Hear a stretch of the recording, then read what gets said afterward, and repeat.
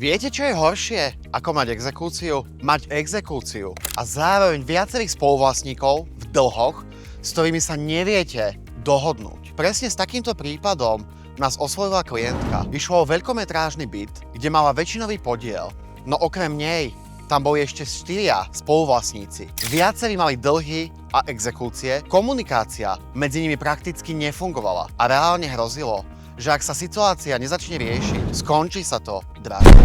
Klientka sama neverila, že sa to dá vyriešiť. My sme si však celý prípad detálne prešli, nastavili konkrétny postup a začali konať. Postupne sme riešili každého spoluvlastníka, plné moci, vyčíslenia dlhov, komunikáciu s exekútormi a v niektorých prípadoch aj osobné stretnutia mimo Bratislavy. Nebolo to jednoduché. Každý mal inú situáciu, iné očakávania a niektorí s predajom vôbec nesúhlasili. Boli momenty, keď to vyzeralo, že sa celý proces zastaví. Ale nevzdali sme to.